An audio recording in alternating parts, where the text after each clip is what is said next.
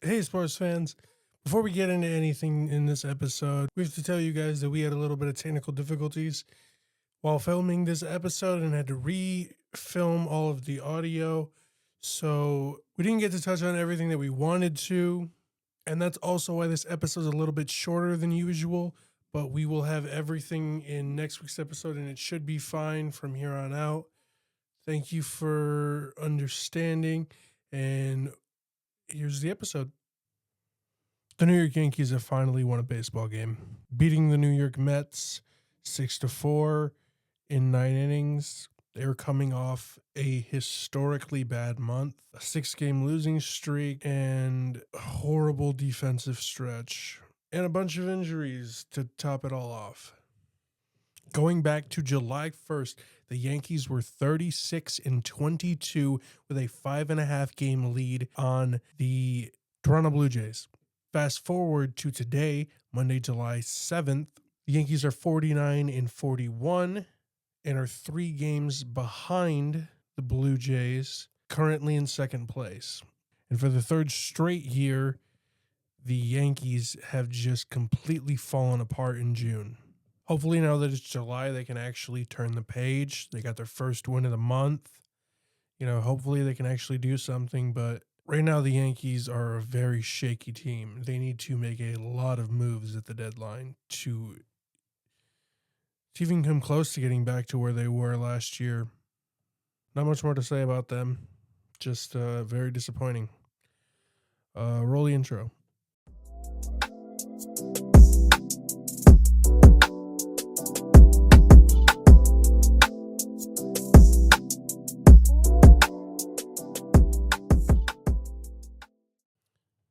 Welcome, sports fans, to Everything Sports with Bill, a.k.a.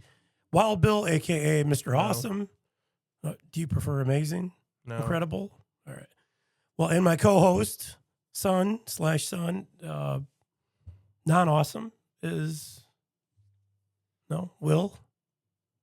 Just no. Okay, rude. Well, anyway, welcome to Everything Sports.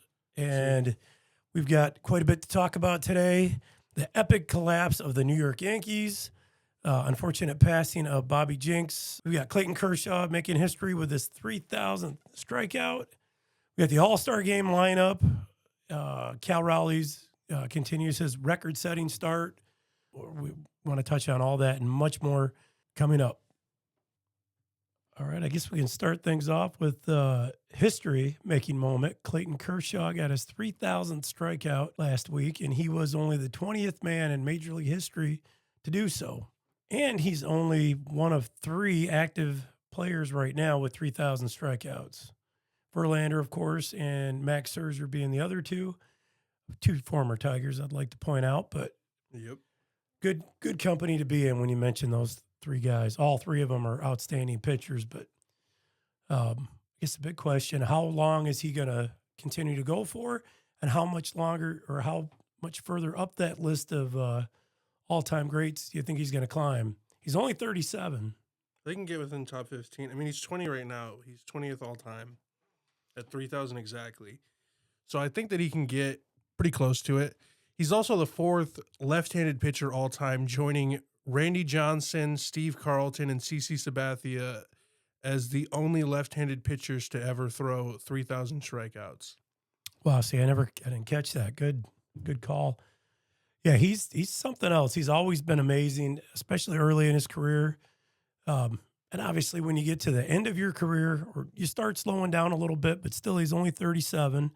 I know he hasn't pitched full season in a number of years, actually. But if we can get him to stay healthy, he's going to climb that list, and he's going to be right up there with he already is with the all-time greats. I mean, only 19 other people in history have done what he did, so it's pretty good. Yeah, I mean, 3-time NL Cy Young Award winner, 2011 pitching Triple Crown, 2014 MVP. I mean, he's a Hall of Famer. Oh, definitely. The Dodgers on their pregame the other day, they put out a stat from 2011 to 2017. He was 118-41 with a 2.10 ERA, 1,400 innings, in 1,600 strikeouts. Wow, that's it's a good stretch. Yeah, that's the prime of his impressive. career. Like that's so crazy. They also gave him, after he won the game and got his 3,000th, they gave him the pitching rubber. They dug it out and gave him the entire pitching rubber, and they signed it and have a date commemorating the 3,000th. It was a pretty cool scene. Yeah, I always like it when they do stuff like that or give him the home run ball. Yeah, he also has the ball. They put 3,000 on it, and him and his wife and all his kids were on the field, took a picture of it. It's pretty cool. Yeah, that's pretty cool. I don't know if he'll hit 3,500 strikeouts, but Yeah, I don't think if he will. can stay healthy, heck, Nolan Ryan pitched until he was 45, I think. we said? 46. 46.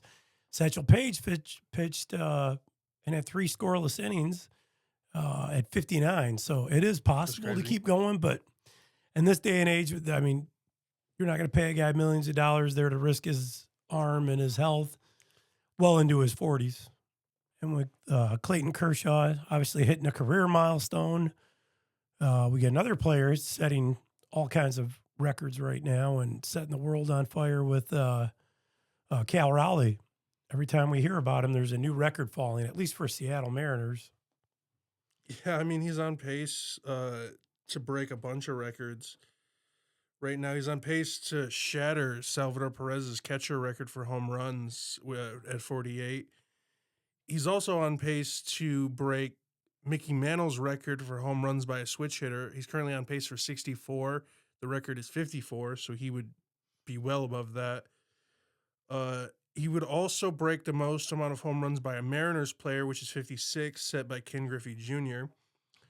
And he's also chasing Judge's American League home run record at 62 because he's on pace for 64 right now. Yeah, I think home runs are always exciting. You know, that's Yeah. what you want to see, everybody hit a bunch of home runs, but you don't want it to be marred by, like it was in the 90s with the Yeah. steroid abuse. As long as it doesn't come out that everyone's on steroids again, even though we talked before about the comedian that said everyone should be on it because he wants to, you pay your money, you pay for that ticket and all the food. And obviously none of that stuff's cheap anymore. Yeah. Just a day at the ballpark could cost several $100. So without souvenirs. So Yeah. you want to see every single player get up and smash one out of the park, but you want them to do it the right way. You want it, you know, I don't want it to be marred like it was, because after Sosa and Griffey did it, or I'm sorry, Sosa and McGuire did it, every year it seemed like somebody else was hitting 60. And then when Bonds did it, to me, it meant nothing. If Bonds did it first, it would be a whole different story. But to me, that kind of ruined it for me in the 90s, late 90s, and or early 2000s. But Yeah. I hope everything's legit, especially when Judge did it. He set the record for the American League anyway, and we'll see Yeah. what Cal can do. And really, I mean, it's on pace means nothing because paces speed up and they slow down. Hopefully, he can keep a steady pace going, and then he ramps it up towards the end, and he might set him, you know, the major league record.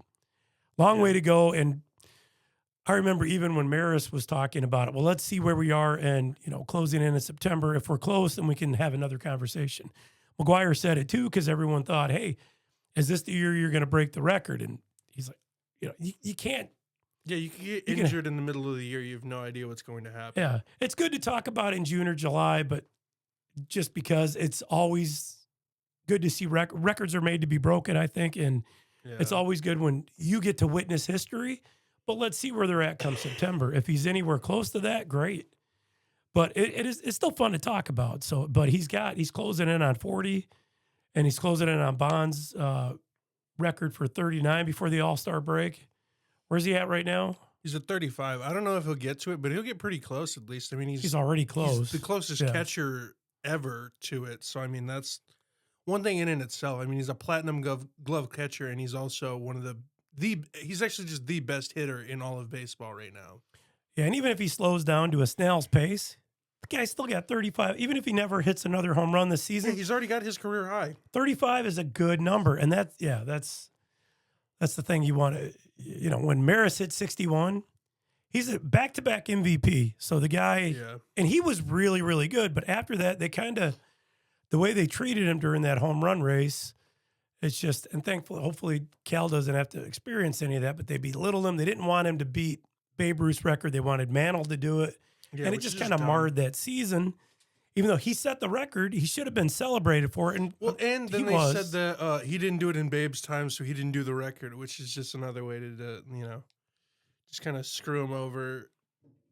Yeah, the single season, because they extended the season to Yeah, 162. because you didn't do it in the time that Babe did it.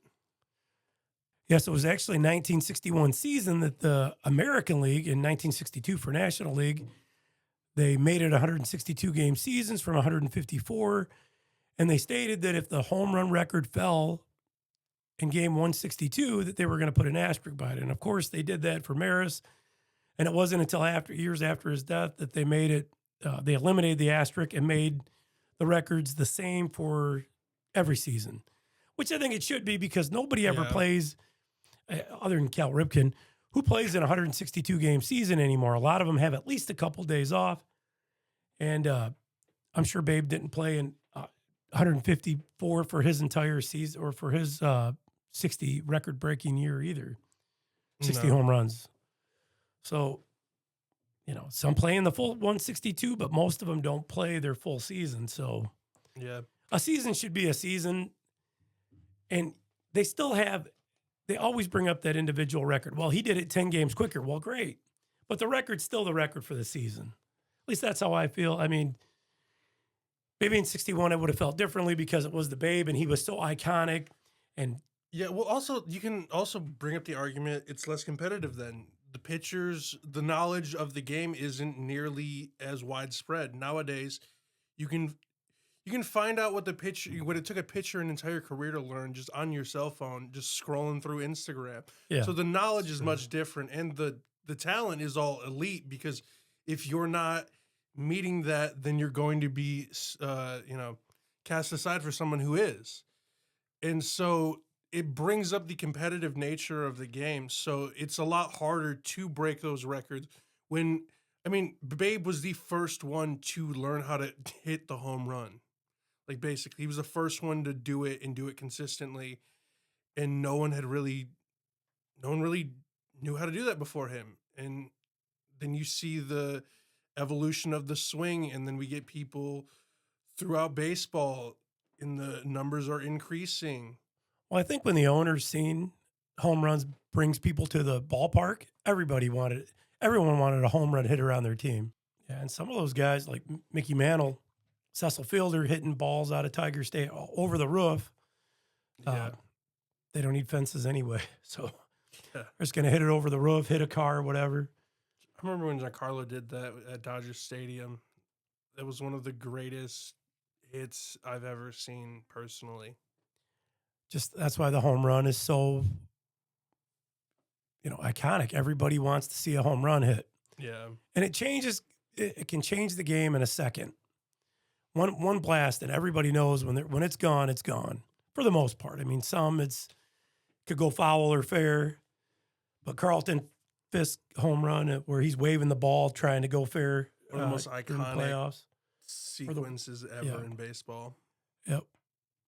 So, yeah, there's so many iconic shots of home runs, especially when it's in the playoff or a game change or a walk off. Gibson's in the Gibson's Dodgers in World 88. Series. Yep. But getting back to Cal, I'll let you finish it out since we got off topic. Yeah, the Mariners PR team put out the list of players with 35 plus home runs in their team's first 88 games. The list is incredible that Cal's joining.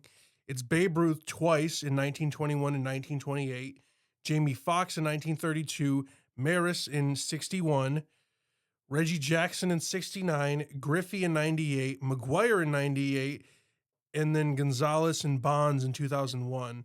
And now we can add Cal Raleigh, the first catcher ever on that list. That's some good company to be in. Yes, some of the greatest of all time.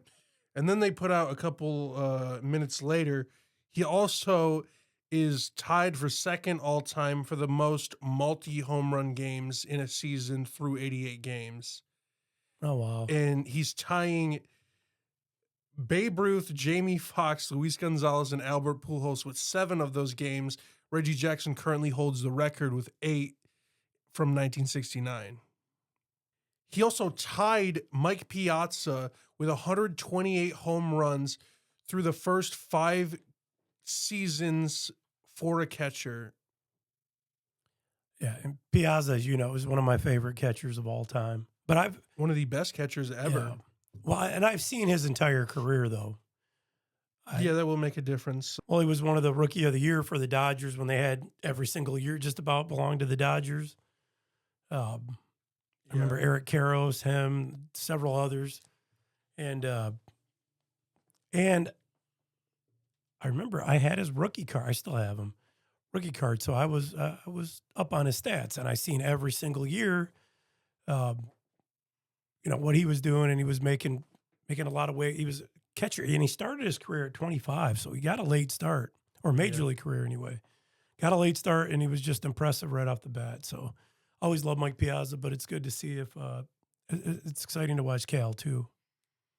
Yeah, it's just kind of crazy. I mean, he also, if he hits one more home run, he's breaking Griffey's record for the most home runs before an All-Star break, which they're both sitting at 35. Cal from this year and Griffey from 98. So when you're matching Griffey's numbers from one of his best offensive seasons, I mean, you're doing something right.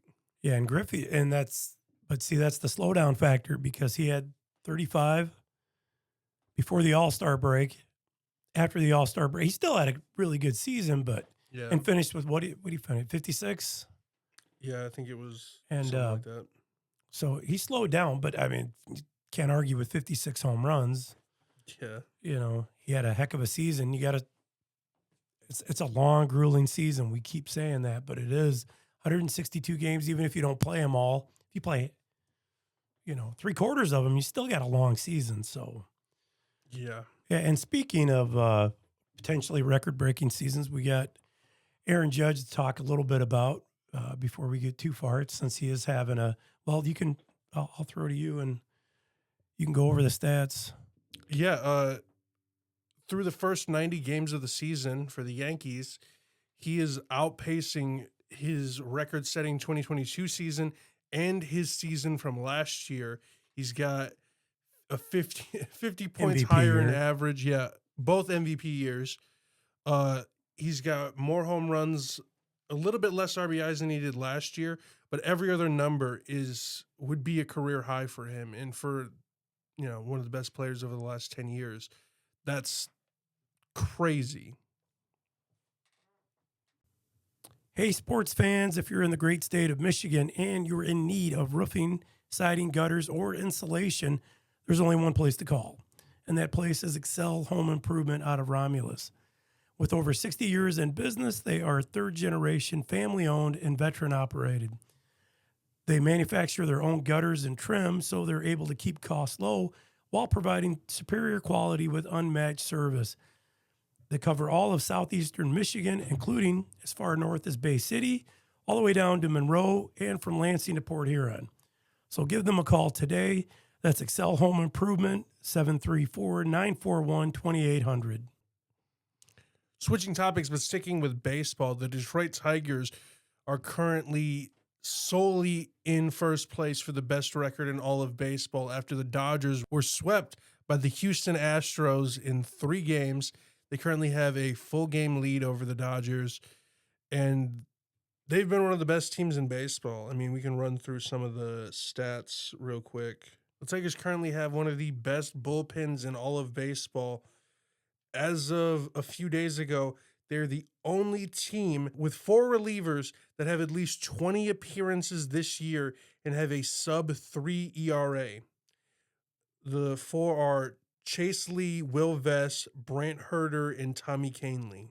Well, that's on the pitching side. On the batting side, Spencer Torkelson and Riley Green became the first Tigers since '93 to hit 20 home runs before the All-Star break. And I remember that season in '93, Mickey Tettleton and Cecil Fielder were just hitting bomb after bomb out of there. I think Cecil finished with about 30 and Mickey 32. Yep.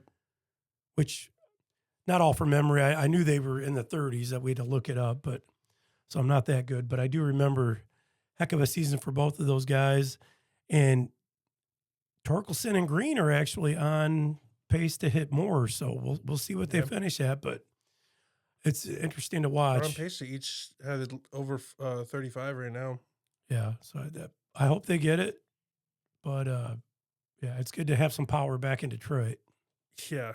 And finally, with the Tigers, Javi Baez was named as a starter in the All-Star game in the outfield. He's the first player to start All-Star games both in the outfield and at shortstop in his career. And he's the fourth player all time to start an All-Star game at 3 or more positions in his career, joining Pete Rose, Herman Killebrew, and Albert Pujols as the only 4 baseball players to ever do that. Good company again. And yeah, I knew Pete Rose was definitely on that list. He played, I think, 5 positions at 500 games each. Yeah, at least. Only one in history to do that. At least 500 games in 5 different positions. So makes sense he did it in the All-Star game too. Yeah. We've got a bit of sad news for those that may not have heard. Bobby Jinks, who was the 2-time All-Star for Chicago and Boston, passed away of a form of stomach cancer on July 4th. Started his career in 2005 and actually made it to the World Series with Chicago. Rookie season. And he was the closer. He threw the final pitch, the pitch that clinched the World Series win for Chicago. And, of course, Maggley Rodonez was on that team. We love Mags. Hit a historic home run that sent the Tigers to the World Series in 2006. But It was very next year. yeah. So, yeah, Mags got to play in 2 World Series, but obviously we getting off topic there, but I want to talk about Jinks a little bit. Didn't have a super long career, but he was, like I said, a 2-time All-Star. He's second in career saves all time with the White Sox. 173. Yep. Do you want to run down some of his numbers? He's got a 3.53 career ERA, which, again, in the American League is not bad. Maybe for a closer, it's kind of high, but for American League, with the batting that he had to, the batters he had to pitch to, I think it's pretty respectable. Yeah, especially the mid 2000s. You're just getting off of the steroid era. And I think, doesn't Bonds, he doesn't retire till like 2007. Yeah, he was a power pitcher, though. He got up to 102 miles an hour, I believe they said. Yeah, I mean, one of the best rookies. I mean, to win the World Series in your rookie year, you pitch 32 games, have a really, really good ERA, 2.75, 50 strikeouts, 165 ERA plus. I mean, just a really good season. He didn't play much, but did exactly what he set out to do. He won a ring very first season. Pitched amazing in that World Series. Yeah, and he was only 44 years old, so that's pretty young, Yeah. When you're a kid, that doesn't seem. I know my mom passed when I was 16, and everyone said she was in her 40s. Everyone told me how young that was, and I'm thinking, is that young? But now that I'm 46, 44 is pretty darn young, and our heart goes out to his family, and our prayers go out to his family and loved ones and teammates and friends. And I seen a tribute his teammates did to him, and nothing but respect for the guy. So yeah, AJ Pierzynski also did a couple things. Yeah. With the White Sox, they put out a statement and a couple other things. It was pretty cool. Yeah, but again, and one of his biggest claim to fame, I think, other than the World Series championship, he threw out, tied a record, 41, retired 41 consecutive hitters, and that's really impressive. So, but anyway, again, our heart goes out to his family and teammates, and rest in peace, Bobby Jinks. Sticking with baseball, we're now going to go over the All-Star Game starters. The American League starters For the position players, O'Reilly Green in left field, Javi Baez in center, Aaron Judge in right, Jose Ramirez at third base, rookie Jacob Wilson at shortstop, Gleyber Torres at second base, Vladimir Guerrero at first, the greatest player of all time, Cal Raleigh, catching, and Ryan O'Hearn is the DH. The National League starters are Kyle Tucker, PCA, Ronald Acuna Jr. We have Freddie Freeman at first base, Ketel Marte at second. Shortstop is Francisco Lindor, Manny Machado at third, catching Will Smith, and Shohei Ohtani as the DH. The American League pitchers are Hunter Brown, Chris Bubich, Aroldis Chapman, Garrett Crochet, Jacob deGrom, Max Fried, Josh Hader, Andres Munoz, Tarek Skubal, Shane Smith, Brian Wu, and Yusei Kikuchi. And the pitchers are Jason Adams, Matthew Boyd, Edwin Diaz, Mackenzie Gore, Clayton Kershaw, of course, Freddie Peralta, Robbie Ray, Randy Rodriguez, Chris Sale, Paul Skeens, Logan Webb, Zach Wheeler, and Yoshinobu Yamamoto. And finally, for the American League, the reserves are Jonathan Aranda, Alex Bregman, Byron Buxton, Jazz Chisholm Jr., Alejandro Kirk, Stephen Kwan, Brandon Lau, Jeremy Pena, Julio Rodriguez, Brent Rooker, and Bobby Witt Jr. The reserves are Pete Alonso, Corbin Carroll, Ellie De La Cruz, Brandon Donovan, Hunter Goodman, Matt Olson, Kyle Schwarber, Kyle Stowers, Eugene Suarez, Fernando Tatis Jr., and James Woods. And speaking of all-stars, one of the biggest snubs of this year is Seiya Suzuki. He's got the most RBIs and 6 most home runs. He's been one of the most consistent and best hitters of the year, and he did not get consideration for the All-Star game. He's not the only one. Dating back to 1935, they've had 4 other players that were snubbed who had 25 or more home runs and 75 plus RBIs. So, and one was a Detroit Tiger, Hank Greenberg, back in 1935. Yep. Billy Williams in 1970. Frank Thomas, one of my favorites, the Big Hurt in 2000. And Ryan Howard in 2008. And then now, obviously, 2025, we got Suzuki. Yeah, I mean, if you go on Twitter or any social media and look up the biggest All-Star Game snub, his picture is usually the first one there. And yeah, I mean, the list of people he's in with is pretty good. Yeah, and obviously you can't elect every single player to the All-Star game, but somebody with a season who's having such an incredible, productive year like that, I don't know how you get the snub. I mean, we have the Legends pick. Why not have just an extra pick for just the snub? I mean, I get it. PCA and Kyle Tucker are already in the All-Star game, but For the Cubs. yeah, for the Cubs. But if I don't understand how he's not still in. I mean, the Dodgers have like 7 players going to the All-Star game. Like, the Cubs deserve it. They've been one of the best teams this year. Seiya has been one of the best hitters this year. And it just seems like we need one more All-Star game pick. Because every year there's one huge snub like this. And I feel like we just need an extra pick. Like, I mean, give it to the commissioner, give it to whoever, just for the, because it seems like we just need it. Because there's always one big person who doesn't go who definitely should. Yeah, and it's become more and more of a popularity contest, which, I mean, that's kind of what it's always been, but it's not the best players always get in, but, Yeah. you know, I mean, this game, it's all show. You got a whole All-Star break. There's a lot of ceremony around it, the home run derby, but it's still a big deal.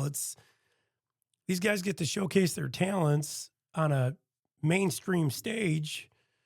Whereas, you know, if you're just a casual fan, you watch your games, it's a chance for them to showcase their talents on a main stage, aside from the World Series or, you know, the playoffs, the normal playoffs where which some players don't even get to. Yeah. So, but yeah, it'd be nice to see him in, but it is what it is now. Yeah. Okay, lastly, we're going to quickly touch on the Bucks waiving Damian Lillard and Giannis's response to it. I mean, they're considered one of the best duos in the NBA right now, and statistically one of the best duos together ever. And, you know, to trade your number two, Well, it kills morale. Yeah, like Right it off the kills. bat. Yeah, it's killing team chemistry. I mean, he averaged 25 points a game. Like, that's a huge loss. I don't really understand it. You know, I mean, he took it pretty well. The internet did not, but he seemed to take it pretty well. But yeah, just another random move in the NBA. All right, that does it for us today. Remember to like, comment, and subscribe. And here is the random clip of the week. Justin Turner, you are our fan of the game. Woo!